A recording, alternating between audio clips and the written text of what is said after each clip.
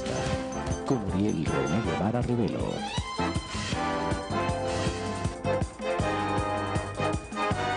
Reciban, amigos televidentes, el saludo cordial de Coral Televisión, del periódico Testimonio de Nariño. Mil gracias por su compañía. Estamos en la entrevista y hoy uno de los invitados muy especiales. Para nosotros es un privilegio tenerlo en este canal, en vivo y en directo, a uno de los intelectuales, los columnistas más leídos, más seguidos en temas económicos, como la revista Dinero. Alguien que se vinculó a la ciudad de Ipiales a través del corazón, y creo que no únicamente el corazón, sino también de cuerpo entero, porque siente Ipiales, siente la frontera, siente esta tierra como propia, porque sea como sea, somos Colombia, y ha estudiado nuestra problemática, nuestra potencialidad. Y con él vamos a hablar precisamente de temas financieros. Tiene estudios muy interesantes. Él es administrador de empresas con un posgrado en economía, una maestría en economía de la Universidad Nacional. Ha estudiado en la Universidad Complutense de Madrid en riesgos financieros, y también tiene estudios de financiamiento estructurado en la Bolsa de Londres, además de ser docente de la Universidad Nacional. Bueno, es muy corta la presentación que yo puedo hacerle, pero vamos a tener la oportunidad de conocerlo en profundidad y que él mismo nos cuente parte de su vida académica y también de sus proyectos para 2019. Camilo Díaz, gracias por aceptar esta invitación, bienvenido. A ti, Uriel, muchas gracias por la invitación, y a todos los televidentes, pues unas felices fiestas de Navidad y Año Nuevo, y claro, muy complacido de estar acá visitando la ciudad. Siempre tratamos de venir acá a visitar Ipiales a nuestros familiares, al menos 2 veces al año, ¿no? Y pues obviamente muy complacido de pasar acá este tiempo de fin de año. Bueno, estábamos hablando con Ruby Chamorro, quien es pareja de Camilo Díaz, muy conocida entre nosotros, ingeniera, estuvo en el gobierno municipal hace algunos años. Y yo tengo una expresión siempre para darles la bienvenida a las personas en estas épocas. Decimos que venimos a recargar el alma, a recargar el espíritu, pues para tomar fuerzas y seguir adelante.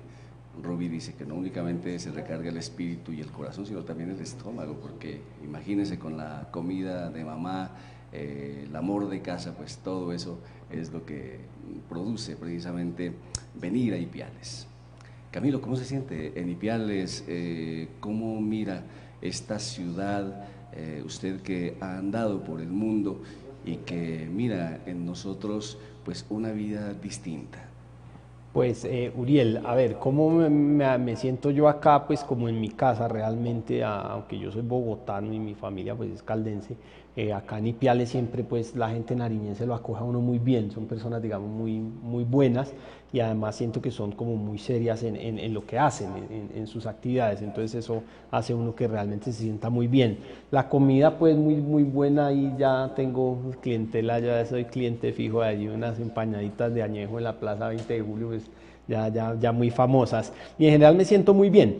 En cuanto a la ciudad, pues lo que veníamos hablando previo antes de empezar acá el programa, yo creo que Ipiales en este momento es la principal ciudad fronteriza de Colombia. Estamos mucho más allá de Cúcuta. Cúcuta, obviamente, por los problemas que tiene Venezuela, pues cayó muchísimo en el comercio, y Venezuela, que antes fue el segundo socio comercial de Colombia después de los Estados Unidos, hoy por hoy no le vendemos ni siquiera $500 millones anuales, cuando antes nuestras exportaciones a Venezuela superaban los $5.000 millones. Entonces, realmente Ipiales en este momento es la principal ciudad fronteriza de Colombia. Algunos datos que respaldan esto que yo acabo de decir, datos del DANE, es que las exportaciones anuales hacia el Ecuador son más o menos entre 1.600 y 1.800 millones de dólares.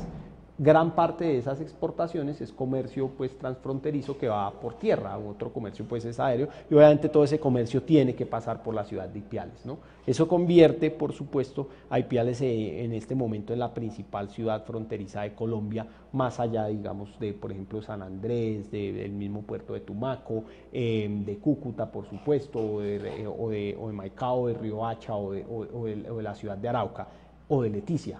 es Ipiales la principal frontera de Colombia, y eso hace que la ciudad evidentemente pues tenga unos potenciales muy importantes en muchos nichos de la economía. Uno de esos, pues por supuesto, es la vocación que puede tener como convertirse en un hub logístico, donde por su cercanía, además con el puerto de Tumaco, que está a tan solo 3 horas de camino y con una carretera, digamos, más o menos bien transitable y más bien plana, ¿sí?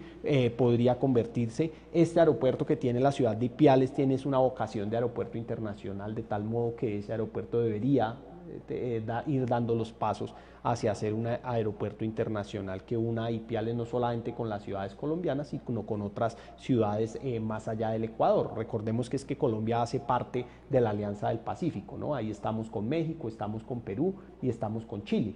Sin embargo, como dato curioso, nosotros tenemos una balanza comercial superavitaria con el Ecuador, más o menos en unos 800 millones de dólares, y tenemos más comercio con el Ecuador que incluso con Perú, que ya tenemos el Tratado de Libre Comercio de la Alianza del Pacífico, ¿no? Y es socio incluso en el mercado financiero del MILA. Entonces, Ipiales tiene todas esas, digamos, potencialidades. Es la segunda ciudad más importante de Nariño, después de la capital, que es Pasto.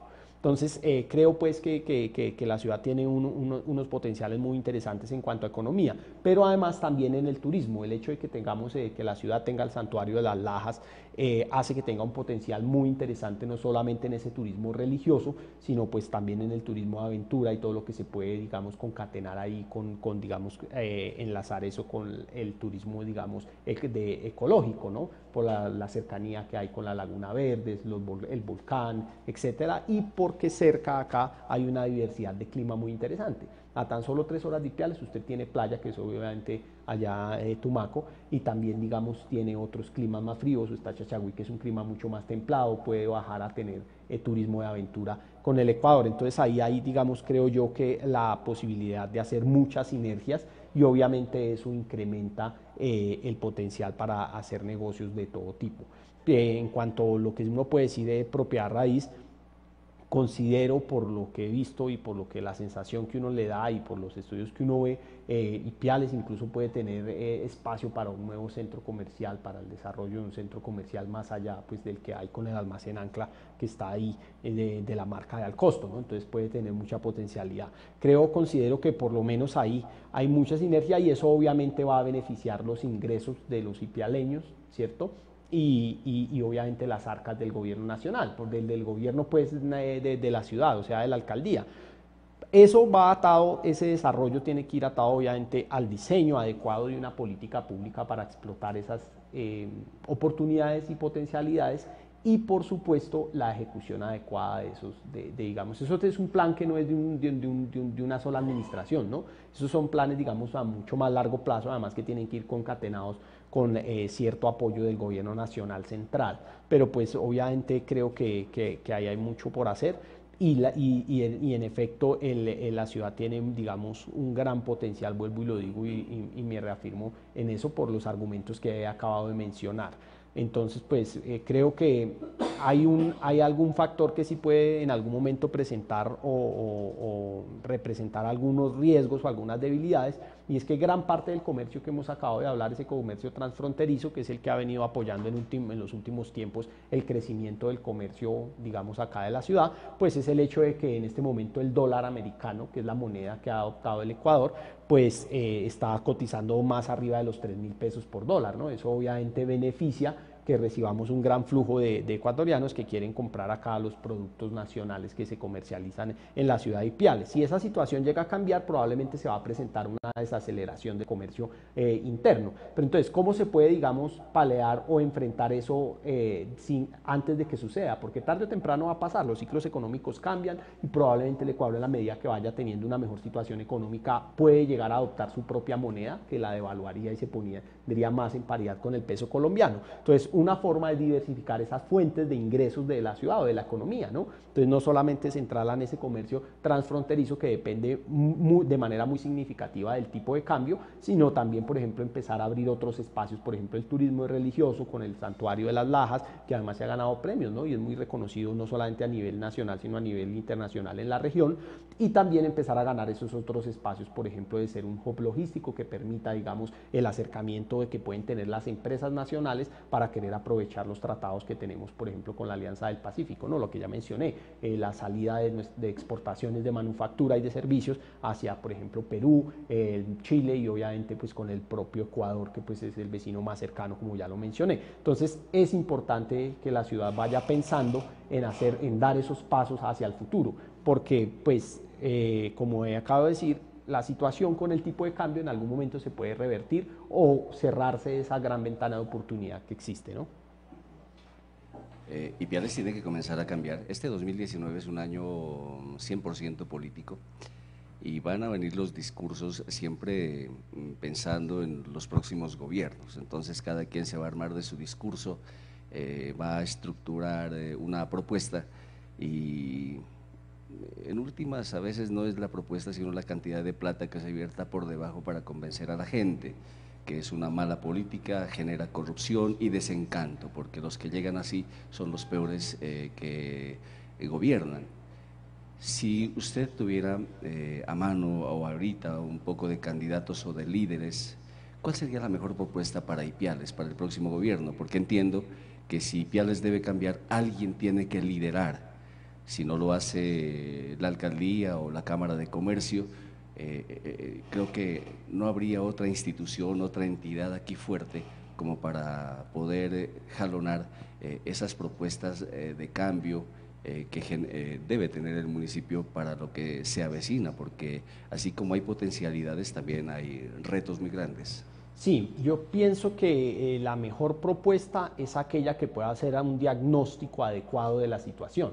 Entonces, lo que hemos comentado, Ipiales tiene unas potencialidades muy importantes que le pueden significar un crecimiento a la propia ciudad y el bienestar para sus ciudadanos de largo plazo, pero si son identificadas y se hacen propuestas acordes para explotar esas potencialidades. Y por supuesto, pues se diseñan políticas públicas realistas de acuerdo, digamos, a esas potencialidades. Por ejemplo, lo que acabamos de mencionar, que seguramente quienes han participado en la administración pública y en la vida pública de Ipiales conocen, digamos, más a profundidad cada cosa que yo he mencionado ahora. Pero esa sería la mejor propuesta para los ciudadanos. Ahora, hay que tener en cuenta algo. Dentro de esos retos también está en mejorar los ingresos de las arcas municipales, porque la explotación o puesta en marcha de esas soluciones para tener un crecimiento adecuado pasa también por la provisión de bienes públicos, ¿sí? Las vías, retos de movilidad que ha tenido recientemente la ciudad, retos de seguridad que ha tenido también demandan que la administración municipal tenga más recursos y eso implica también que los ciudadanos en algún momento estén dispuestos a hacer un aporte mayor en cuanto, digamos, a los ingresos que puede tener el municipio. Entonces yo veo eso. Esa sería la mejor, digamos, administración. Ahora, ¿cuál es la mejor herramienta que tienen los ciudadanos para poder garantizar de que eso ocurra? Porque se sabe pues que en épocas de campaña, como usted ha dicho ahorita este año que empieza 2019, sobre todo después de marzo, se va a calentar mucho en temas electorales porque vienen elecciones regionales y entre esas las de las alcaldías. Entonces, ¿cuál es el voto que tienen, cuál es la herramienta que tienen los ciudadanos? Por supuesto, su voto. ¿Y cómo debe ser su voto? Pues un voto a conciencia de mirar realmente, leer las propuestas y decir, bueno, esto es realista para nuestra ciudad o este es el modelo de ciudad que queremos o no queremos. Y la única manera que tienen los ciudadanos es empoderar de su voto para hacer dos cosas. Primero, poder elegir bien y segundo, poder penalizar las malas actuaciones, ¿sí? Poder dar un giro si no lo desean o, por supuesto, poderse enrumbar hacia la meta que desean. Es como cuando un buque viaja, ¿no? Si todos los pasajeros pueden votar y decir, no, no vayamos hacia el iceberg, sino vayamos más bien hacia la playita, pues es con el voto que pueden decidir hacia dónde van. Esas son las dos, digamos, como vamos a decir, las dos herramientas que se tienen para poder ir hacia esa explotación de los recursos y, por supuesto, pensarse la ciudad que de manera inevitable va a ir dejando de ser, digamos, hoy Ipiales ya es una ciudad intermedia, antes lo fue, digamos, vamos a decir, un pueblo, ¿sí? Pero ya tiene que empezar a pensar, bueno, vamos a dar un paso hacia ciudad de qué tamaño, una ciudad mediana y en qué medida eso, digamos, puede afectar el bienestar de los ciudadanos y tener un crecimiento, digamos, territorial un poco más ordenado, ¿no? Bueno, Camilo, como lo dijimos en la presentación, tiene una maestría en economía, todos sus estudios giran en torno de esta temática. En la revista Dinero, los temas que él toca, todos giran alrededor de este tema, que es un tema árido, difícil de entender y difícil de conceptualizar. Por tanto, la revista Dinero, ustedes saben que es una revista de impacto. Los lectores también son muy exigentes y escribir en un medio como ellos pues requiere también de un alto grado de aceptación, sea para generar opinión o para generar controversia. Por sus estudios, por su preparación, Camilo siempre ha estado al tanto del acontecer nacional. Estamos a 6 meses o menos de un nuevo gobierno. Se planteó una reforma tributaria con el nombre de Ley de Financiamiento y me parece que el gobierno actuó a través de los medios de comunicación de una forma alarmista.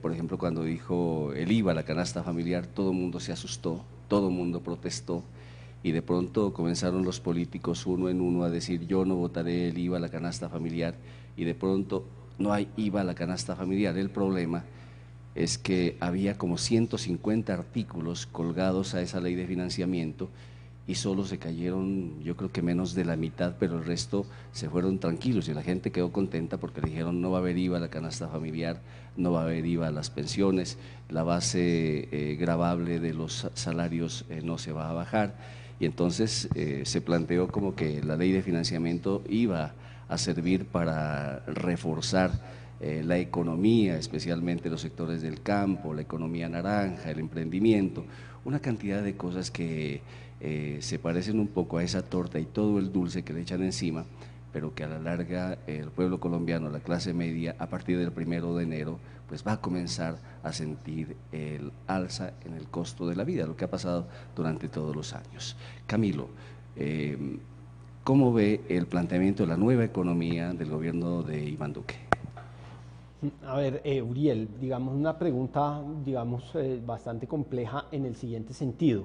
La ley de financiamiento, para tocar ese primer tema que puso usted sobre la mesa, que pusiste sobre la mesa, tenía un defecto principal y era que la columna vertebral de la ley de financiamiento, en efecto, era aumentar el IVA, expandir el IVA a toda la canasta familiar, para tratar de recaudar más o menos 14 billones de pesos. Los demás artículos básicamente eran, vamos a decir, no eran fundamentales para la ley. La ley de financiamiento estaba básicamente basada en aumentar la base gravable, incluyendo la canasta familiar, para luego devolver una parte de ese IVA que se iba a recaudar a los hogares más pobres, especialmente a los hogares de los estratos 1 y 2. El problema es que eso se cayó por varias razones. La primera, porque no había un mecanismo efectivo de devolución, porque el mecanismo de devolución que se estaba planteando, que lo planteó el Ministerio de Hacienda, era utilizar la base de Familias en Acción para hacer la devolución, con el agravante de que la base de Familias en Acción está desactualizada. Entonces, si usted tiene una base desactualizada para devolver un IVA, básicamente lo que usted está haciendo es la ampliación de un subsidio, y ampliar los subsidios que otorga en este momento el Estado a las personas, digamos, de menores ingresos, pues lo único que iba a hacer es poner más presión a las arcas nacionales, porque la devolución del IVA terminaba siendo algo así como 2.6 billones de pesos, ¿sí? Entonces, obviamente eso afecta significativamente las arcas del país. Entonces, eso fue, digamos, el primer defecto. El segundo defecto ya en el término de cómo se llegó hacia el legislativo. Con elecciones regionales en 2019, pasar una ley de financiamiento que le iba a meter en la mano al bolsillo a la clase media y a los de menores ingresos, pues era obviamente una garantía de que todo congresista o todo representante que fuese a votar esa ley a favor, pues obviamente iba a tener un problema grave para en las elecciones regionales poder promocionar o dar apoyos políticos. Por otro lado, esa devolución del IVA también traía un problema, un defecto importante, que yo lo mencioné en uno de mis escritos, y es que si era el gobierno el que iba a hacer la devolución del IVA, era básicamente fomentar el clientelismo. ¿Por qué? Porque en época de campaña electoral lo que iba a pasar es que los candidatos del partido de gobierno actual ¿sí? Iban a salir a tratar de convencer a la gente, mire, vote por nosotros para los consejos, vote para las asambleas o para las gobernaciones o para las alcaldías, porque nosotros sí lo podemos afiliar a la base de datos para que le devuelvan los 51.000 pesos de devolución de IVA. Eso se genera un clientelismo muy grande, eso por un lado. Entonces creo que eso tenía esos defectos. Por el otro lado, ya desde el punto de vista, digamos, ya de las arcas nacionales como tal, el problema con esa ley de financiamiento es la siguiente. Colombia tiene un déficit fiscal, o sea, del gobierno nacional central, de 25 billones de pesos. Eso es cierto, porque el equipo económico de Santos dijo que no era tanto. No, son 25 billones de pesos que representan el 3.1% del Producto Interno Bruto, son 25 billones de pesos. Entonces, nosotros, Colombia, desde el 2012, adoptó algo que se llama la regla fiscal. La regla fiscal es un mecanismo que pretende que se reduzca ese déficit, ¿sí? Que se reduzca desde el 3.1% del PIB que tenemos ahora al 2.2% del PIB de aquí a 2020, ¿sí? Esa reducción implica que en el 2020 el déficit ya no sea de 25 billones, sino que sea de tan solo 17 billones, o sea, hay que reducir 8 billones de pesos en déficit. La forma de reducir el déficit es de dos maneras. Una, obviamente, gastar menos, ¿verdad? Porque eso hace que yo tenga menos erogaciones de dinero, pues gasto menos. Y la otra es aumentar mis ingresos, ¿verdad? Para aumentar los ingresos, los estados básicamente tienen una sola medida y es aumentar los impuestos. Por eso lo estaban justificando con la ley de financiamiento, ¿no? Aumentar el IVA para que haya mayor recaudo, ¿cierto? Y en esa medida, pues cubrir el déficit y poder mantener el gasto, ¿verdad? Pero realmente ya cuando uno hace los análisis, hay dos cosas importantes. El presupuesto que le aprobó el Congreso al nuevo gobierno, o sea, al gobierno actual del presidente Iván Duque, es de 258.9 billones, o sea, 259 billones. Pero el presupuesto de 2018, que es el año que ya está acabando, es de tan solo 236 billones. Entonces, cuando uno va y mira, estamos teniendo que el presupuesto se aumentó en el 14%. Pero con una economía que el crecimiento económico, datos del propio DANE, a tercer trimestre íbamos creciendo al 2.7% anual. Entonces, ¿cómo usted pasa teniendo regla fiscal, teniendo que reducir el déficit, cómo usted tramita un presupuesto general de la nación que se incrementa en 14%? Ya ahí pues hay digamos, un defecto, ¿cierto? Y sobre todo porque dentro de ese crecimiento del presupuesto, el presupuesto se divide en dos cosas, gasto de funcionamiento y gasto de inversión. Y el gasto de funcionamiento, que es el funcionamiento del Estado como tal, estaba creciendo al 10%. Entonces, cuando vemos que el gasto de funcionamiento está creciendo al 10%, está aumentándose más o menos el gasto de funcionamiento en 14 billones, lo mismo que valía la ley de financiamiento, pues uno lo primero que pide es, oiga, seamos más responsables, ¿por qué no disminuimos el gasto de funcionamiento para que no valga 14 billones más, sino reduzcámoslo un poco? Y miremos a ver qué más se puede hacer en inversión, porque es que el gasto en inversión sí no se debe tratar de reducir, porque es que la inversión cuando es bien hecha genera retornos económicos. En el caso del Estado no es que le genere más dinero, sino que genera mayor crecimiento económico, y cuando hay mayor crecimiento económico, pues el recaudo de los impuestos normales aumenta. ¿Por qué? Pues porque las empresas venden más y pagan más impuesto a la renta, las personas consumen más y pagan más IVA del que ya venían pagando, no estoy diciendo IVA a la canasta familiar. Entonces, eso era, digamos, un primer defecto ahí.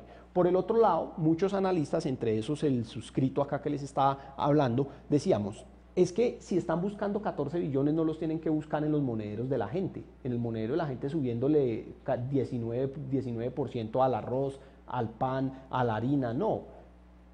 Actualmente, en evasión fiscal, en Colombia se dejan de tributar impuestos a razón de 23 billones de pesos anuales. Esos 23 billones de pesos están divididos en lo siguiente: 13 billones de IVA que lo cobran pero que no lo pagan, 8 billones de evasión de impuesto a la renta, o sea, gente que debería pagar impuesto a la renta y empresas también que no pagan el impuesto a la renta o pagan por debajo de lo que deberían pagar, 8 billones. Y 2 billones de evasión en el impuesto al consumo. Recordemos que en la reforma tributaria del 2012 se gravó el impuesto al consumo, que es del 8%. Entonces, lo que se les decía al Estado es, si usted necesita recoger 14 billones, ¿qué tal si a través de la Dirección de Impuestos y Aduanas Nacionales, la DIAN, usted hace mejor su labor y recoge un poco de dinero ahí de todo ese que no le están pagando? Es obvio que no se va a poder eliminar la evasión de un solo tajo de un año a otro, pero si usted pone un plan de recaudo en el sentido de que su intención recaudatoria no sea digamos, gravar más a los que ya vienen pagando o a los que usted les puede, sino buscarle el dinero del que le está evadiendo, pues obviamente puede hacer una labor significativa sin generar, digamos, traumatismos en la economía. Por otro lado, a Colombia hay bienes de colombianos que tienen esos bienes en el exterior y esos bienes valen algo así como 60 billones de pesos. Y sobre esos bienes no se tributa un solo centavo, aun cuando ha sido generado con, obviamente, ganancias o dinero nacional. Entonces, que están bienes en paraísos fiscales. Le doy el siguiente dato, Uriel.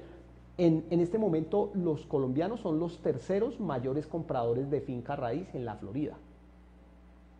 Después de los chinos y después de los argentinos, son los colombianos los que más compran bienes raíces. Habrán, por supuesto, mucho y es legítimo tener inversiones en el exterior. Lo que se pide no es que las inversiones tengan que estar todas en Colombia, porque es apenas natural que las personas acaudaladas quieran diversificar el riesgo y tener, digamos, activos en diferentes lugares. Eso no es la discusión. La discusión es que si se tienen bienes afuera hay que declararlos como parte del patrimonio y pagar el impuesto que le corresponde, porque obviamente los dineros con los que se compraron, si fueron lícitos, pues son dineros que se hicieron obviamente con la actividad económica que se ejerce muchas veces en el país, ¿no? Entonces hay que ser responsables en eso. Entonces, pues, si usted tiene 60 billones activos por 60 billones sobre los cuales no le tributan, un gasto que usted lo está aumentando en 14%, en 14 billones, y fuera de eso una evasión del 23%, pues no necesariamente tiene que subir los impuestos para aumentar su recaudo. Se tiene que poner en el trabajo que es de buscar el que no le está pagando y tapar esos huecos de la evasión para cumplir 3 objetivos. Una reforma tributaria debe cumplir el objetivo de ser justa y ser progresiva. Es justo cuando usted pone a pagar al que le debería pagar y no le está pagando. Y es el que tiene que pagar, paga las tasas que le corresponden. Entonces, pues, esa es la posición. Entonces, creo yo que la ley de financiamiento realmente no tuvo su acogida en el Congreso y por eso, digamos, básicamente se cayó por las razones que he dado, ¿no? Entonces, creo que la pasaron en un mal momento, un mal timing político, ¿sí? Y por el otro lado, pues, digamos, estaba muy mal sustentada técnicamente. Y a eso se suma pues las controversias sobre los bonos de agua que tenía ya el ministro de Hacienda actual, el ministro Carrasquilla, y pues eso obviamente hizo que no hubiese un buen trámite de esa reforma en el Congreso de la República. ¿Qué decir? Hay algo que usted creo que lo puede interpretar muy bien. Por ejemplo, yo tengo que hacer mi declaración de renta como miles de colombianos. Y la idea que uno tiene es que a la hora de liquidar la declaración de renta, pues me salga en cero. Y yo busco al contador público mejor que no me haga pagar un peso, sino que me deje en ceros. Y entonces la gente se pone feliz porque no paga nada. Es una forma de evasión, ¿no? Porque sabemos que nos podría significar pagar un recurso como impuesto y nosotros no lo hacemos. Generalmente la gente no está acostumbrada a pagar impuestos, no hay esa cultura de pagar impuestos. Nosotros sabemos que en otros países, en Europa, por ejemplo, el que no paga impuestos se va a la cárcel. De hecho, es como persiguen a Messi, a Shakira, a los grandes futbolistas o artistas por evasión o porque le están robando al fisco. Esa cultura del no pago de los impuestos también obedece a que la gente tiene desconfianza de los gobiernos. Se habla de que 50 billones de pesos se van en corrupción, es decir, se roban la plata de la gente y entonces dice, no, pues para que se la robe otro, mejor no la pago yo. Pero pensando en una sanidad fiscal de un país, ¿cómo se debe asumir la cultura del pago de los impuestos? Entonces ahí hay varios puntos, Uriel. El primero de esos puntos es que obviamente los impuestos son necesarios en una sociedad. Es indispensable que la sociedad pague los impuestos, porque los bienes públicos que provee el Estado se financian es con el pago de impuestos. Los bienes públicos van más allá de, digamos, de las vías o de los parques. Entre los bienes públicos está la justicia, está la seguridad, ¿sí? Está el saneamiento básico y está la salud. Entonces hay que el mantenimiento, por ejemplo, de la seguridad ya no solamente interna, sino del ejército, de las Fuerzas Armadas, de la soberanía nacional como tal. Entonces por eso es necesario que todos paguemos los impuestos. Ahora, ¿qué es lo que pasa con las declaraciones de impuestos? Realmente nuestro estatuto tributario tiene una cantidad, digamos, de vericuetos que propician la evasión y la elusión fiscal. Entonces aquí hay que hacer una distinción importante. Evasión es cuando un ente, ya sea una persona natural como nosotros o una persona jurídica que son las empresas, tiene que pagar impuestos y no los paga, o no los recauda, o los recauda y no los declara, ¿sí? Que eso es la evasión del IVA.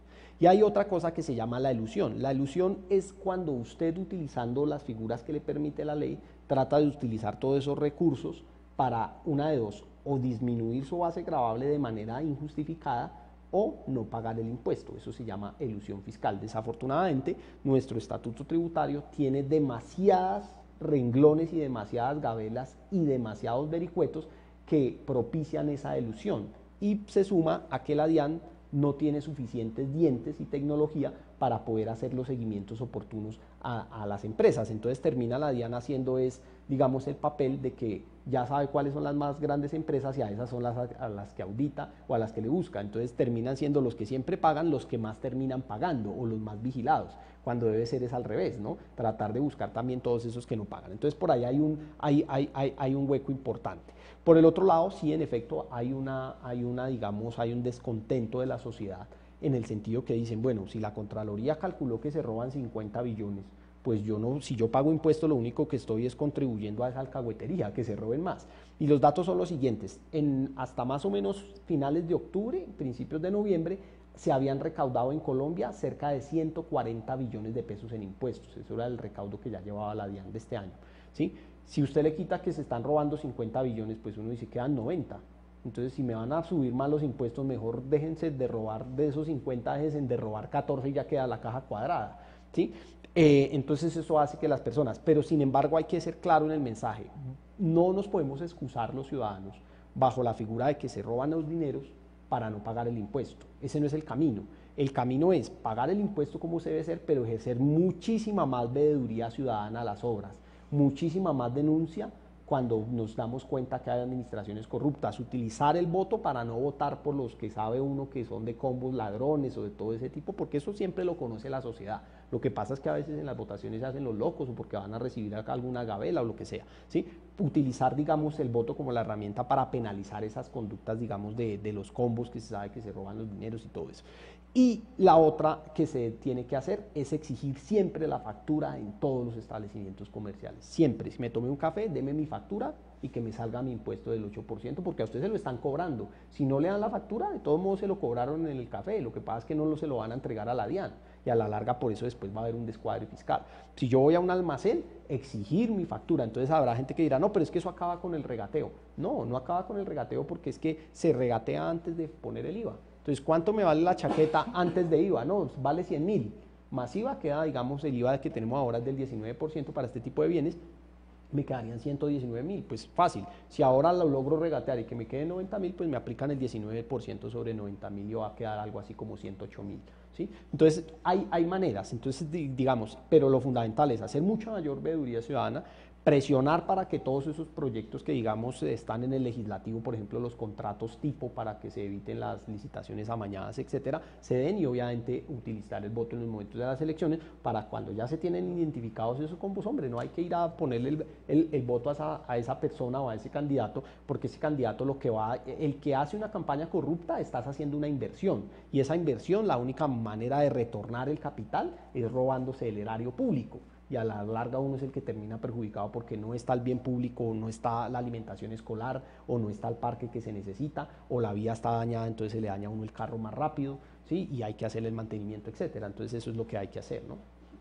Camilo, respecto de la ley de financiamiento, bueno, toda la gente hasta por el mismo nombre comenzó a criticarla. ¿Por qué le dicen ley de financiamiento y no le dicen reforma tributaria? Era como la otra pelea. Y todo el mundo sabe que en el fondo es una reforma tributaria. ¿Con qué elementos va a comenzar a cobrar el gobierno el 2019? Nosotros sabemos que el alza del salario mínimo pues implica también un alza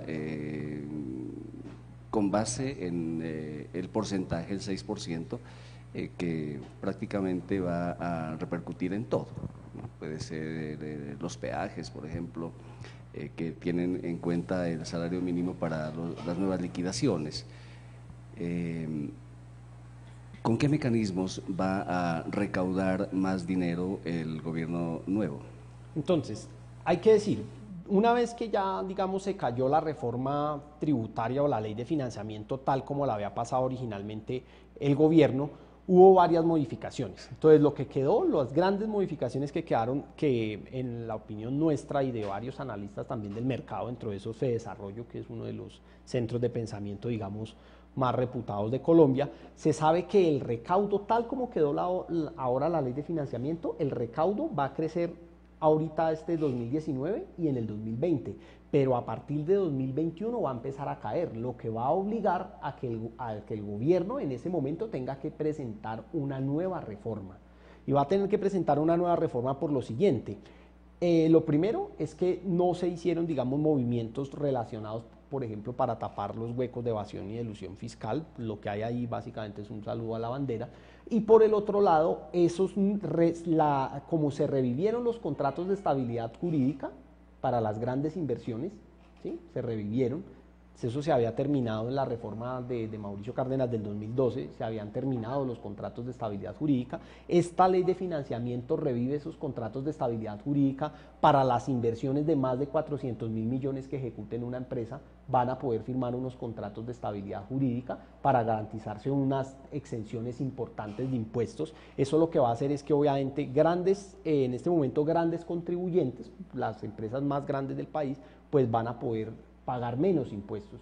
Eso en la práctica no es bueno para las arcas porque va a generar, digamos, obviamente un descalce y va a tocar que cubrirlo de alguna manera.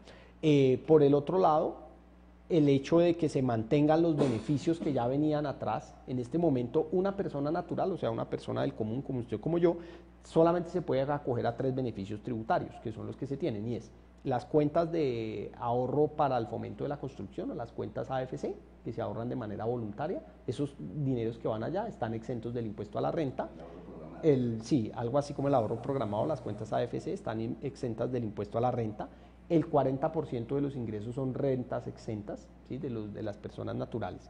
Entonces esos son los beneficios que tiene en este momento una persona natural. Sin embargo, para las empresas o para las personas jurídicas, en este momento existen un inventario de 229 beneficios tributarios.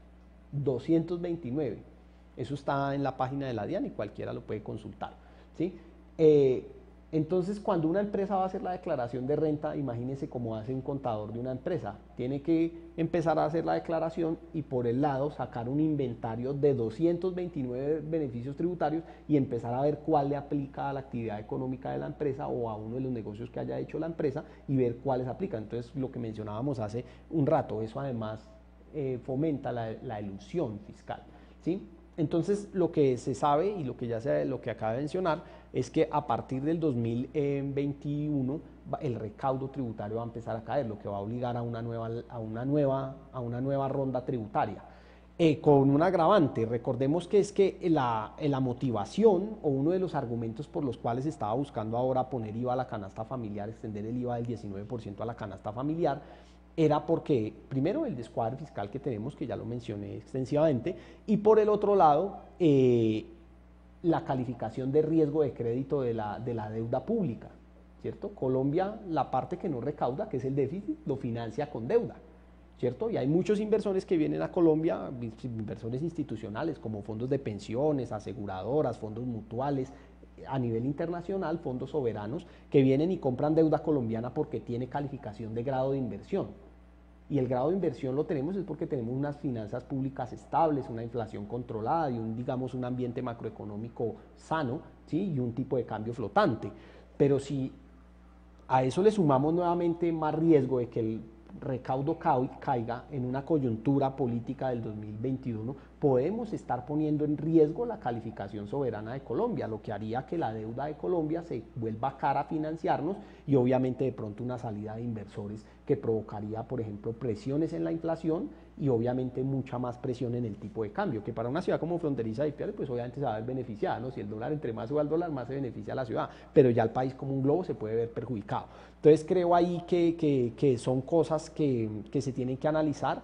Yo pienso que esta reforma, esta ley de financiamiento sí era efectivamente, como tú lo mencionaste, una reforma tributaria porque estaba tocando varias cosas medulares, por ejemplo, el tema de extender el IVA a la canasta familiar, estaba cambiando el tratamiento jurídico de varios de los, digamos, de los contribuyentes, por ejemplo, el tema de revivir los contratos de estabilidad jurídica, y estaba además cambiando un poco la base gravable sobre las personas naturales, ¿no? Acá en esta ley de financiamiento como quedó es que algunas personas naturales que tengan ingresos de más de 30 millones de pesos al mes, entonces ya no les van a cobrar el 35% en renta, sino el 37%, ¿cierto? Y la sobretasa que se le puso al sistema financiero, que va a pagar, pero esa sobretasa no es que va a pagar más, sino que como se compromete el Estado es a reducir las tasas de impuesto a la renta, mientras al sector real y al sector comercio se le va a reducir el impuesto a la renta para bajarlo del 33 al 30, al sector financiero se le va a mantener en las mismas tasas. Entonces, pues en la práctica, pues obviamente es una sobretasa,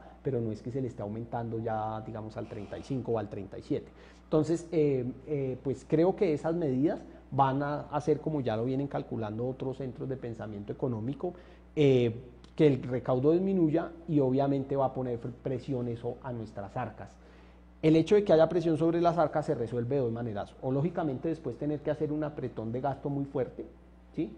Con las consecuencias que eso trae para la economía, o aumentar el recaudo, ya sea vía aumentar impuestos o buscar otros ingresos de la nación. Y cuando se habla de otros ingresos de la nación, viene la preocupación que siempre hemos tenido varios analistas, entre esos yo nuevamente, y es que se tenga que vender parte del patrimonio nacional, ¿sí? Activos nacionales, activos estatales como nuestra petrolera Ecopetrol para poder cubrir faltantes, ¿sí? Y eso es una idea que ya vienen sonando por ahí por detrás porque dicen, no, es que el país no tiene capacidad de inversión porque el presupuesto casi todo se va a ese en gasto, queda muy poco margen para la inversión, entonces hay que vender, por ejemplo, una parte de Ecopetrol o una de las filiales de Ecopetrol para poder, pues digamos, tener capacidad de inversión en el país. Y pues eso es básicamente un defecto de eso que hemos venido hablando. Entonces yo creo que sí el país ya tiene que empezar a hacer no solamente desde el gobierno nacional, porque los gobiernos se terminan, tienen fecha de vencimiento. Cuando están en campaña el reloj les corre hacia la derecha, como corre un reloj normal, pero una vez se posesionan el reloj les corre al contrario, pero el país sí queda. Entonces yo creo que ahí es donde necesitamos es más bien un Congreso mucho más, una Cámara y un Senado mucho más activos, ¿sí? Para que se proponga de verdad una nueva reforma tributaria, digamos que esta vez sí sea estructural para evitar esos cambios cada 2 años de reformas y reformas que finalmente no conducen a nada y terminan estapando la coyuntura, ¿sí? Y generando incluso corrupción política. Entonces yo creo que esa va a tener que ser la salida en el largo plazo. Mencioné lo del salario mínimo y los efectos que puede producir en la economía.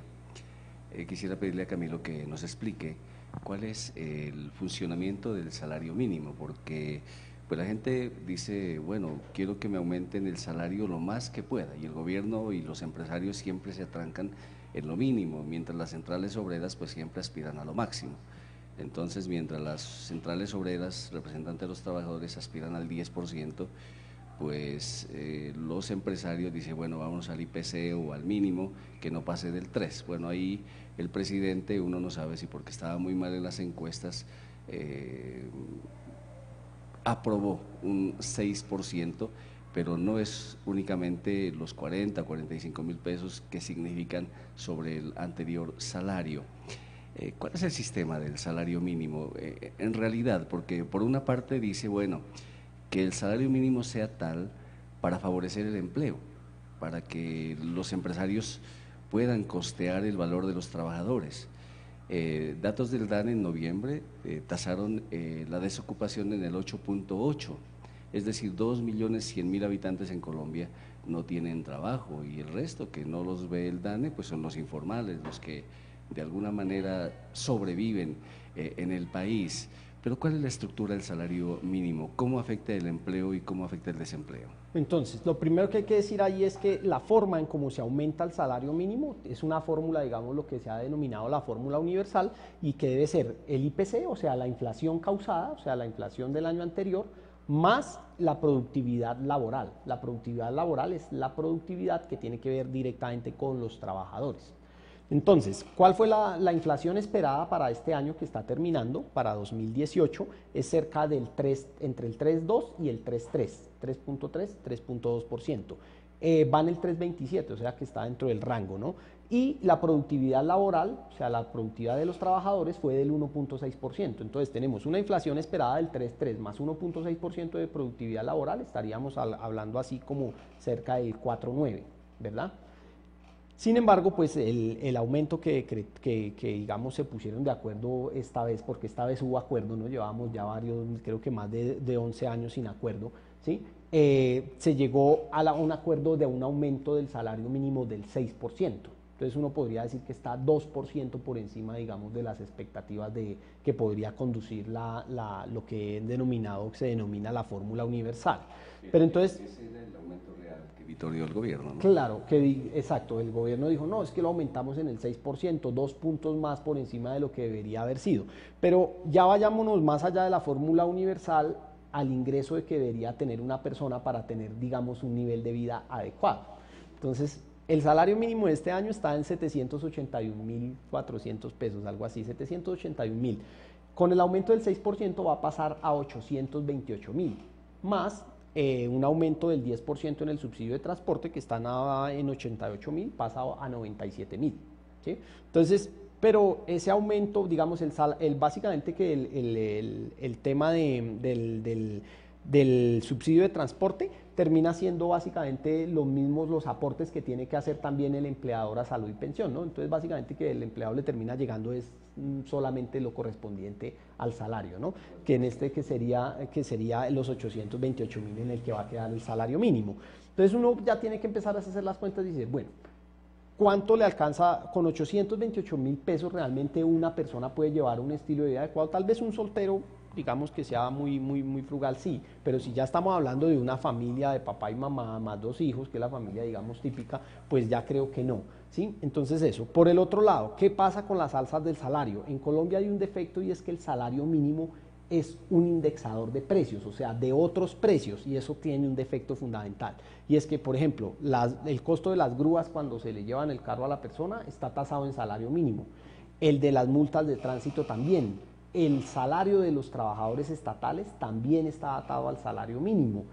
Y muchos otros precios muchos otros precios de la economía están indexados al salario mínimo. Eso trae una dificultad a la hora de negociar siempre los salarios, especialmente, por ejemplo, para los gobiernos. Porque si necesitan el favor de los trabajadores, obviamente son más laxos, ¿no? Y ahorita necesitan el favor de los trabajadores para las elecciones regionales del 2019. Por eso se fueron largos como en decir que iban a subirlo al 6%, pero cuando necesitan de pronto el favor de los empresarios, pues entonces son más apretados con el salario, con los aumentos al salario, ¿no? De ahí que muchas veces por eso no hay acuerdo, ¿no? Porque de acuerdo a la coyuntura política, entonces muchas veces se elige. Entonces lo primero que se debería hacer con el salario es que el salario mínimo no sea un referente de precios para ningún otro bien o servicio de la economía. Para eso existen otros indicadores de la economía que son muy idóneos también. Entonces deberíamos pasar de que las multas de tránsito estén tasadas en 15 salarios mínimos o en 10 salarios mínimos diarios, a que las multas de tránsito, por ejemplo, estén tasadas en la VT, que es la unidad de valor tributario, que la calcula la DIAN, para que si el salario mínimo sube mucho, las multas de tránsito no necesariamente se vean afectadas. Los intereses que se pagan, por ejemplo, al Estado cuando uno cae en mora, para eso está la VR, que es la unidad de valor real. Algunos otros intereses de corto plazo, para eso está el IBR, que es el indicador bancario de referencia, también está la DTF. Entonces yo creo que lo primero que se debe hacer es eso, desligar el salario mínimo de los otros precios de la economía, porque finalmente el salario debe ser, el salario mínimo lo que tiene que ser, debe ser es un indicador de precios laborales, netamente laborales, ¿sí? Especialmente para las ramas de la manufactura y el comercio. Las nóminas estatales deberían también, por ejemplo, ligarse a la VT o a otros indicadores, especialmente aquellos trabajadores oficiales o estatales que ya empiezan a ganar más de cierto rango de volumen de salario, por ejemplo, arriba de 3 millones o 4 millones, ya se puede trabajar de otra manera. Entonces creo, ahora, ¿cómo actúa el salario frente a la economía? ¿Cómo actúa el salario? Entonces, por un lado, hay algo, cuando los precios de los salarios suben mucho, pues obviamente desincentivan a que hayan contrataciones laborales, y es apenas natural. Pues un empresario cuando va a hacer un proyecto calcula cuánto le cuesta la nómina. Si la nómina es muy costosa, hace una de dos, o cancela el proyecto, con lo cual no contrata ningún trabajador, o achica esa nómina para poder que sea rentable. Entonces, obviamente, los precios de los salarios deben ser, digamos, obviamente, digamos, no moderados, sino acordes a la capacidad de la economía para pagarlos. Pero por el otro lado también hay que tener en cuenta lo siguiente: las personas compran, el público, las personas compran o compramos es con el dinero que tenemos en el bolsillo, con el dinero disponible. Entonces, cuando los salarios se deprimen mucho, lo que termina pasando es que la economía se frena, porque el consumo de los hogares disminuye inmediatamente. Y es que es muy sencillo. Un hogar, ¿con qué compra? Pues con el salario que le llega al papá y con el salario que le llega a la mamá. Si el salario de esos hogares cae, el ingreso que tiene ese hogar para gastar cae inmediatamente. Y entonces la única vía que tienen de ajuste, ¿cuál es? Pues consumir menos, comprar menos bienes y servicios, menos chaquetas, menos mercado. O endeudarse. O endeudarse, pero es que la deuda siempre hay que pagarla. La deuda, Uriel, es un adelanto del consumo, y cuando llega el momento de pagar la deuda, pues usted de todos modos tiene que ajustarse consumiendo menos. Por eso es que muchas veces los hogares, cuando por ejemplo compran el carro, dicen: no, este mes sí ya no podemos ir de vacaciones porque se compró el carro. O se hace la elección, se renueva el vehículo, o se hace, por ejemplo, una ampliación o una remodelación de la casa, ¿verdad? Entonces, pues usted puede pedir la deuda, pero finalmente tiene que pagarla con intereses, y obviamente eso le va a disminuir su ingreso disponible. Entonces, hay unas columnas muy interesantes, incluso de empresarios, ya no mía, pues, el empresario Mario Hernández, el empresario de la marroquinería, escribió una columna justo cuando se estaba discutiendo la ley de financiamiento, y dijo: es que nosotros los empresarios no invertimos porque los impuestos sean bajitos o porque los salarios sean bajitos, nosotros invertimos es si sabemos si vamos a vender. Y es que el determinador de la inversión, el principal determinador de la inversión de un empresario, no son los impuestos y no son los costos de la nómina, son las ventas, porque usted puede tener costos laborales muy bajos, impuestos muy bajos, pero si no hay ventas, ¿cómo hace para recuperar su inversión? Que de todos modos sí la tiene que hacer. Entonces, el principal inductor de valor en la economía es el consumo de los hogares. Del crecimiento del PIB, que usted lo mencionó hace un rato, estamos creciendo al 2.7% hasta el tercer trimestre. De ese crecimiento del 2.7%, el 65% de ese crecimiento corresponde al consumo de los hogares. El restante es la combinación entre la inversión de los empresarios y el gasto del gobierno. Entonces, pues, lo que hay que buscar es tener, digamos, una mejor productividad laboral para que los salarios de los trabajadores puedan aumentar, y en esa medida, pues, aumente su consumo y los empresarios puedan hacer mayor inversión y se genere un ciclo, lo que llamamos los ciclos virtuosos de la economía. ¿Usted cree, está convencido de que la propuesta de Iván Duque respecto del emprendimiento puede funcionar? Él habla de la economía naranja, y entonces los artistas, los teatreros, los cantantes, la gente los publicistas, está en esa expectativa porque es un sector que prácticamente no ha sido muy tenido en cuenta y que prácticamente lo involucra en el movimiento económico. ¿Qué es? ¿Y usted cree en la economía naranja? El concepto de economía naranja, tal como se ha planteado acá en Colombia, es tan amplio, que ni los propios emprendedores de la economía naranja saben si están involucrados o no en la economía naranja. Entonces, por ejemplo, el diseñador que se dedica a fabricar muebles no sabe si está dentro de la economía naranja o en el ciclo de industria manufacturera relacionada a la madera.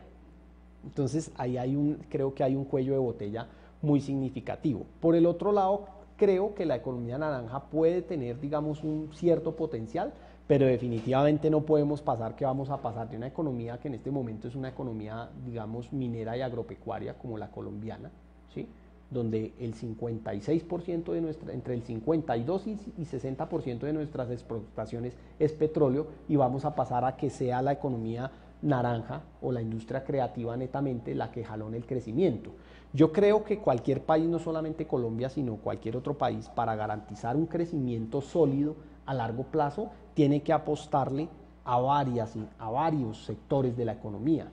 Eso implica la industria manufacturera, los servicios complejos, ¿sí?, por supuesto la agricultura combinada con el pequeño y mediano productor. Tiene que seguirle apostando, digamos, obviamente a la minería y los hidrocarburos, por supuesto, esos son sectores que no se pueden desplazar, pero hay que tener una política de desarrollo productivo, no solamente izar las apuestas sobre un sector que es la economía naranja.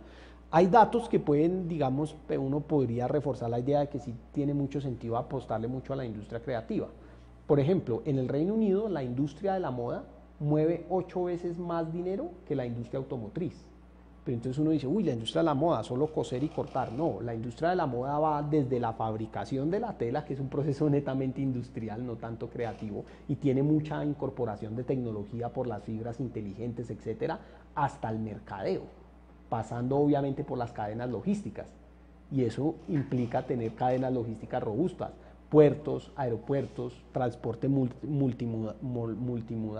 Entonces, esa economía naranja puede dar unos frutos, pero no es solamente así de que, digamos, el país va a poder pasar a jalonar su crecimiento básicamente basado en industrias creativas, porque las industrias creativas necesitan el ancla de industrias también más pesadas para poder desarrollarse y sobre todo que los hogares tengan dinero disponible para que consuman esos tipos de espectáculos y los paguen a buen precio. Nosotros entendíamos que muchas de las cosas que se planteó el gobierno anterior, y eso mismo le pasa, creo, o le pasó al Ecuador, es que fundamentalmente la economía la fundamentaron en la venta del petróleo. Y como el petróleo se fue a la baja, recordamos que hubo épocas en que valía $120 el barril y cayó a niveles de $30. Eso prácticamente llevó a la quiebra a Venezuela, a la misma Ecuador y Colombia, que estaba como robustecida con ese presupuesto, y por eso era la Ley General de Regalías, que básicamente pensaba en el petróleo. No tuvo más remedio que volver la mirada a la minería, ¿no? Y por eso se combate la minería ilegal. Y también pensando en el empleo, se cree pues que allí es donde la gente se emplea, o ahora en las famosas 4G o las dobles calzadas, donde prácticamente se genera el empleo. Ahora con la corrupción por el escándalo de Brecht, no se sabe qué va a pasar con las vías 4G, porque algunas de ellas, ahora con un fallo de la Corte Constitucional, están en veremos. Ahí cayó, por ejemplo, la famosa firma de los hermanos Solarte con el grupo Aval, y todo eso, con todo ese escándalo, con muertos, suicidios, y bueno, eso parece una novela de terror, pero esa es la realidad colombiana. Todo este panorama que estamos viviendo, ensombrecido en el país, pues no traslada esas nubes oscuras al 2019. A ver, ¿cómo vamos a ir al 2019? Hay dos cosas que van a marcar el desempeño del 2019. Por efecto de las elecciones regionales, probablemente vamos a tener un periodo de ley de garantías, lo que va a frenar un poco la contratación estatal y el gasto, ¿no? Entonces eso pues siempre impacta un poco la economía. En el lado digamos, el consumo de las personas va a estar determinado por cómo el gobierno resuelva la carga impositiva. Vimos que desde que se empezó a hablar de la ley de financiamiento, la confianza de los consumidores, o sea, la disposición a gastar de los hogares había pasado a terreno positivo después de haber estado 25 meses en terreno negativo. A partir de junio empezó en terreno positivo, pero tuvimos los anuncios de la famosa ley de financiamiento y de posiblemente la extensión del IVA a la canasta familiar, hicieron que la confianza del consumidor empezara a caer. Y hoy por hoy, a partir de octubre, la confianza del consumidor cayó a terreno negativo. O sea, en este momento el sentimiento de los hogares hacia el futuro es que van a tener menos dinero y que van a estar menos dispuestos a hacer compras de bienes durables, como la lavadora, la nevera, el televisor, vehículos, motocicletas, etcétera, para gastarlo. Entonces eso puede que en el primer trimestre de este año, que va a empezar del 2019, veamos digamos, una menor dinámica económica. Colombia viene saliendo de una profunda desaceleración a consecuencia de ese choque petrolero que tuvimos después del segundo semestre de 2014. Colombia logró superarlo, aunque fue, digamos, muy difícil porque nos desaceleramos bastante, y ha venido creciendo, digamos, la recuperación económica, digamos, ha estado en marcha. La industria volvió a recuperar un poco de fuelle. La industria este año ha venido creciendo a tasas un poco más arriba del 3.2%. Sectores, por ejemplo, como el de carrocerías, el de vehículos, el de cuero y calzado se vienen recuperando, a pesar de que habían caído muy profundamente, se han empezado a recuperar. pero si el gobierno nacional no resuelve la descoordinación que tiene internamente y no pone a andar verdaderamente un diseño de política pública que sea suficiente para ponerle a la economía a moverse, vamos a tener probablemente una nueva desaceleración, o sea, no vamos a poder superar el 3% de crecimiento, porque la meta es que se vuelva a crecer a tasas superiores al 3,5%. Estamos dependiendo básicamente de los precios del petróleo en nuestro crecimiento. Tuvimos este año, hemos tenido un buen precio del petróleo, aunque en los últimos meses volvió a caer el Brent, que es el de referencia para Colombia, pero digamos que hasta principios de octubre se mantuvo en promedio durante todo el año por encima de 70 y en los primeros días de octubre llegó a subir hasta 86, luego ya se desbarrancó a los precios actuales que estamos ahí por los 55 con el Brent, pero si el próximo año llega a haber una mayor bajada de los precios del petróleo, probablemente la economía se va a desacelerar, a menos que el gobierno nacional en su conjunto pueda tener una política que pueda impulsar suficientemente la economía, pero eso sí ya va a pasar por esa capacidad del gobierno para actuar. Bueno, yo quiero agradecerle a Camilo Díaz la generosidad, porque gracias a él nosotros publicamos en el periódico Testimonio las columnas en la revista TDN, porque trata problemas nuestros y problemas de muchísima actualidad. Recordando dos de esas columnas, yo quisiera aprovechar que él está con nosotros para que nos explique también cuál es su postura conceptual frente a ellos. Una es lo del famoso Bitcoin. El Bitcoin, nosotros tenemos el triste recuerdo de las pirámides y de pronto, pues como nos acostumbramos al dinero fácil, es decir, a ganar lo más que podamos con el mínimo esfuerzo y en el menor tiempo.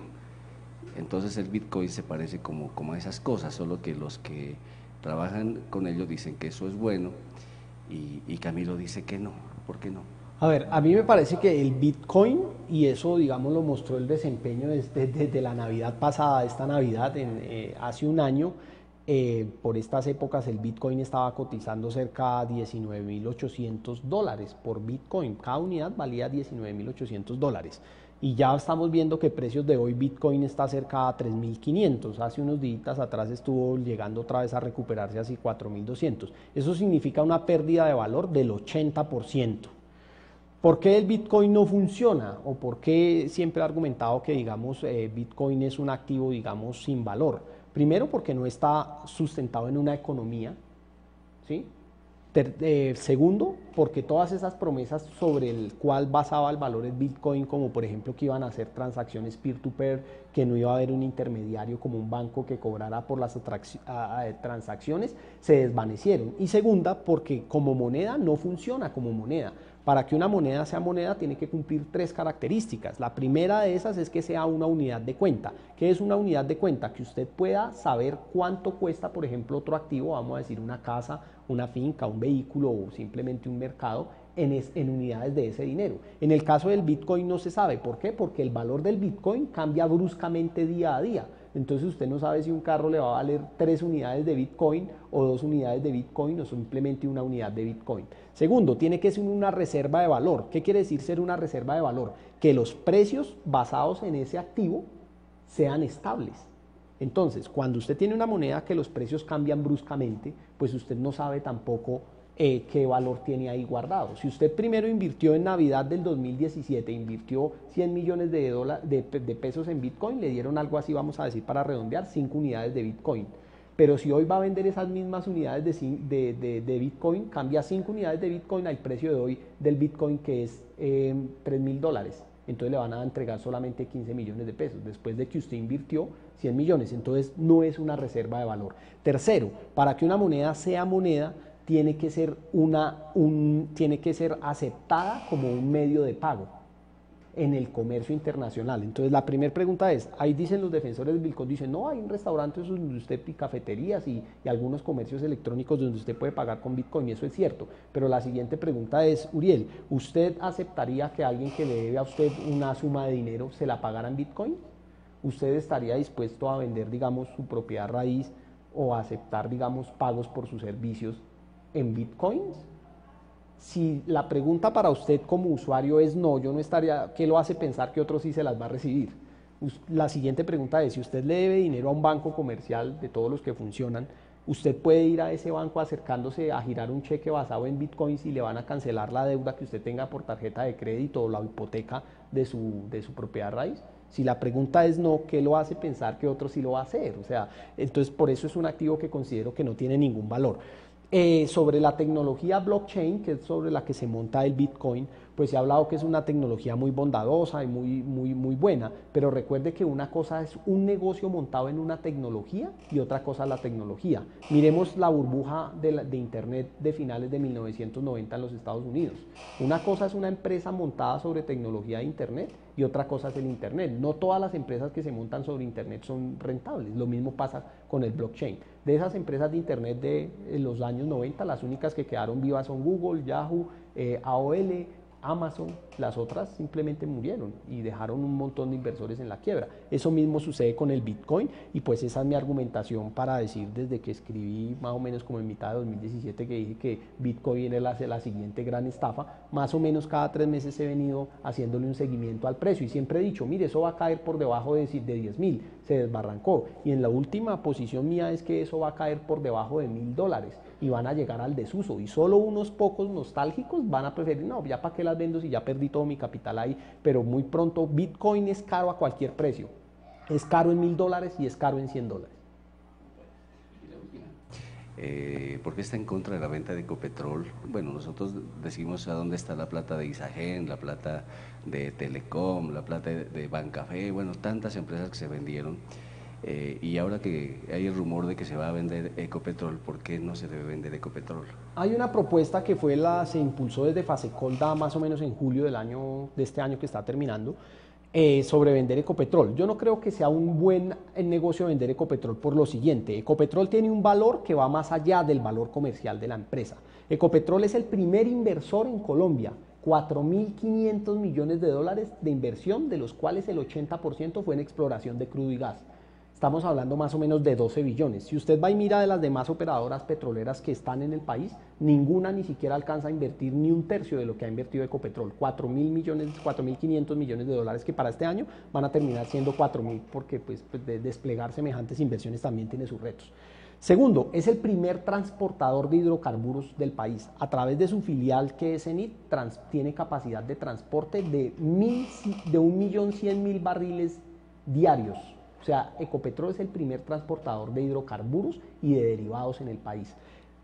Tercero, Ecopetrol es el único refinador. La capacidad combinada de las refinerías de Barranca y de la de Cartagena, o sea, Reficar, es de 380.000 barriles de petróleo al día, más la refinería pequeña que se tiene en Orito, Putumayo, digamos, nos dan respaldo.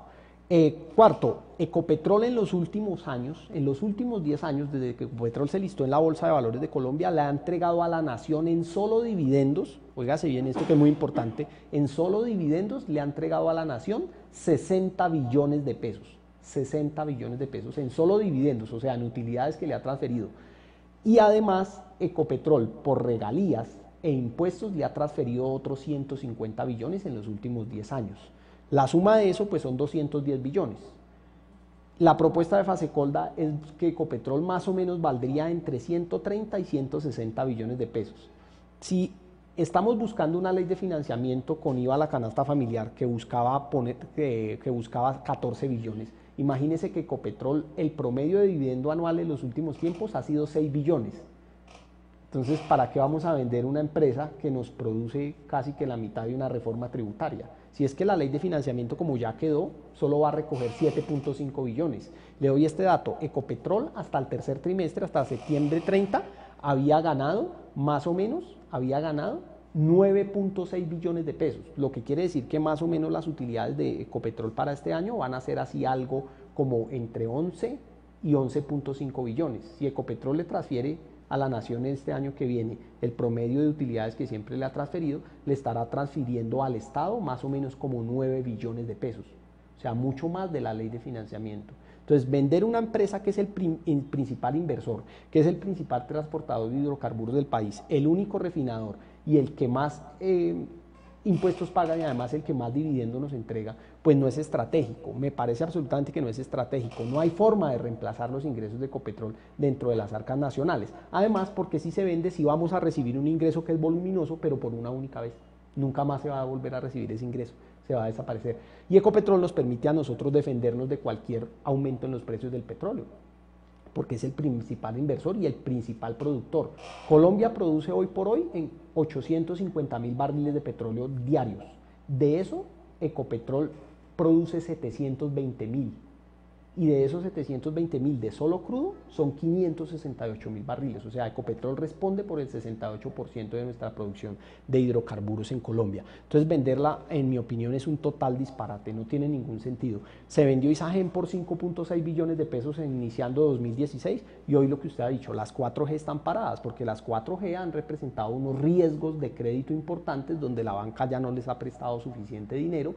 Se han presentado unos riesgos reputacionales, como el caso de Odebrecht Navelena, ha presentado unos riesgos importantes, por ejemplo, para algunos constructores, como los Solarte, que ellos tienen incluso participación en 5 proyectos 4G, y la banca ya ha dicho que hasta que las empresas de los Solarte no vendan sus participaciones en esos proyectos, no les va a prestar dinero a esos proyectos. Entonces, estamos en una coyuntura. Entonces, vender Ecopetrol creo que no es. Además, porque es que la infraestructura no pide el dinero de una sola vez. La infraestructura pide el dinero en una cascada de flujos, y si Ecopetrol es capaz de entregar un dividendo en promedio en 6 billones anuales, pues con ese dividendo usted financia lo que usted quiera, pues eso son 6 billones, estamos hablando algo así como 2.000 millones de dólares al año. Entonces creo que no tiene ningún sentido por lo que yo he acabado de mencionar. Además, con algo bien importante, Uriel, ya para cerrar con la pregunta, Ecopetrol es la empresa que más patentes a nivel nacional tiene 186 patentes, porque Ecopetrol tiene un instituto que se llama el ICP, el Instituto Colombiano del Petróleo, y ese Instituto Colombiano del Petróleo es una máquina de inventos que tiene 186 patentes, y en enero y en los primeros meses del 2019 tienen programado radicar la solicitud de otras 225 patentes. Entonces, con esto que acabo de decir, Ecopetrol es para nosotros los colombianos mucho más que una empresa comercial, tiene un valor mucho más importante. Bueno, Camilo, muchas gracias por haber estado con nosotros. Esperamos que 1 o 2 veces al año que venga a Ipiales a recargar el alma y el corazón y el estómago, pues también se acuerde de este programa para recibirlo con todo gusto, con todo cariño, y desearle una feliz estadía. Todos ustedes, amigos televidentes, se dieron cuenta de la capacidad intelectual, la claridad que tiene la economía colombiana y regional, y de eso se trataba esta entrevista, que nos acudamos respecto de nuestras realidades y también hagamos planes como más en tierra de lo que viene en el 2019. Muchas gracias por haber estado con nosotros. A ti, Uriel, muchas gracias. A los televidentes también, pues, desearles unas felices fiestas de Año Nuevo, y pues muchas gracias porque siempre nos acogen acá muy calurosamente. Un agradecimiento especial a don Johnny Coral, a don Oscar Javier Coral Bernal por la conducción técnica, a Coral Televisión por la realización de este espacio. A ustedes, amigos televidentes, mil gracias por su bellísima compañía. Soy Uriel René Guevara Rivelo. Muchas gracias. Hasta una próxima entrevista.